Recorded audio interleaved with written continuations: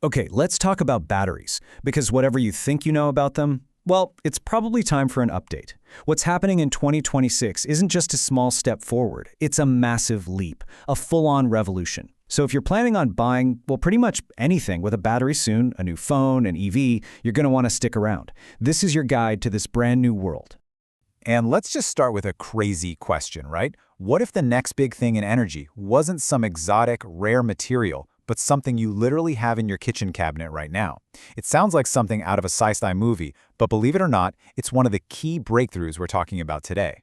You see, the rules of the game have completely changed. For years, it was all about cramming more power into a smaller space. But now, the new frontier is all about making batteries cheaper, a whole lot safer, more sustainable, and, here's the kicker, built from stuff that's all around us. So let's meet the new players, the technologies that are just tearing up the old rulebook. We're going to break down the three main challengers that are making their way from the lab right onto the showroom floor as we speak. First up, we have the salt battery. The techie term is sodium ion, but the idea behind it is just beautifully simple. You swap out the expensive, hard-to-get lithium for, well, sodium. And this one little change has this huge domino effect. It slashes the cost. And for those of us who live where it gets seriously cold, it performs like a champ when the temperature drops.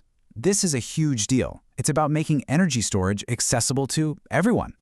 Let me put some numbers on that for you. So compared to the lithium-ion batteries in all our devices, sodium-ion can be 30 to 50% cheaper. That's huge. And just look at the cold performance. It keeps over 90% of its juice at -20 Celsius. Now there's always a trade-off, right? Its energy density is a bit lower, so you get less range for the same amount of weight. But for a ton of uses, that is a trade-off you'd happily make every single day.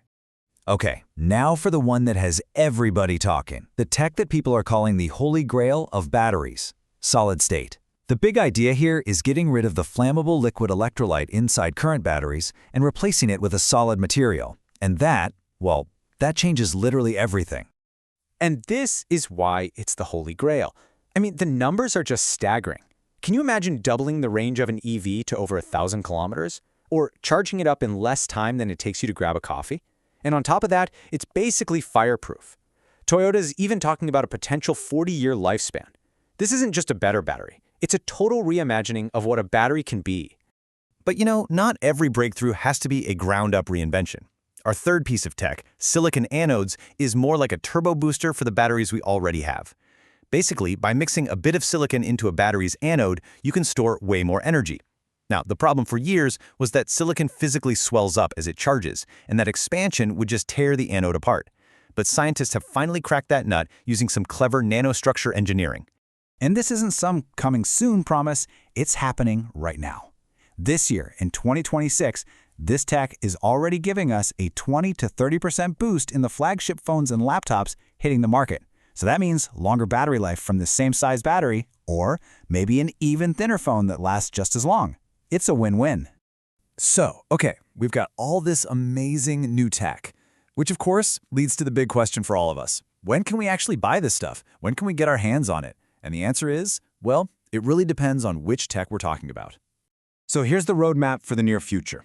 Right now, in 2026, you can already find sodium ion in affordable EVs and home battery setups. And those silicon anodes are powering up the latest high-end gadgets. Now for the holy grail, solid state, you'll start seeing those in luxury cars around 2027 or 2028. But for the rest of us, for it to hit the mainstream family car, we're probably looking at 2030, maybe a little beyond. All right, so with all that in mind, what does this mean for your money? What's the smart move to make this year? Let's get really practical and figure out where you should actually put your hard-earned cash. You know, the first thing to understand is that the whole conversation is shifting. For years, it was range, range, range. Now, it's all about charging speed and cost. I mean, think about it. If you can get a nearly full charge in just 5 minutes, which some new batteries from BYD can do, that obsession with having a massive, heavy, expensive battery just kind of melts away, doesn't it? So here it is, your 2026 cheat sheet. Need a cheap little car for just running errands around town? Sodium ion. It's a total no-brainer. It's affordable and it loves the cold. What about the main family hauler for those long road trips? My advice, don't wait for solid state. The latest LFP batteries, that's lithium iron phosphate, are incredible. They're a safer, longer-lasting kind of lithium-ion, and if you pair that with an 800-volt charging system, you can top up in 10 to 15 minutes. It's a game changer. And finally, for a home battery to store your solar power, sodium-ion is the smart play again. Cheaper, safer, and you can dodge some of those new fees on lithium. And hey, for our viewers in Sweden, there's a huge bonus that makes the home battery an even sweeter deal. The grundavdrag, or the green deduction, is still going strong in 2026. It gives you a 50% tax write-off, up to 50,000 kroner on the whole setup. That makes it an incredibly smart investment to make, like right now. You know, when you add all these different technologies up, it's about more than just better gadgets. We are in the middle of a fundamental change in how we think about and use energy every single day. This quote just nails it, doesn't it? The days of range anxiety and long, boring waits at the charger are basically over. We're stepping into the era of fast food charging, where powering up your car is no more hassle than a quick stop for a drink. That level of convenience changes everything. So, I'll leave you with a final thought to chew on. For the last decade, every single conversation about electric cars has been about range. But now, that problem is basically being solved by technology. So what's next? What's the new hurdle? What's the next great challenge? Or the next great opportunity for our electric future?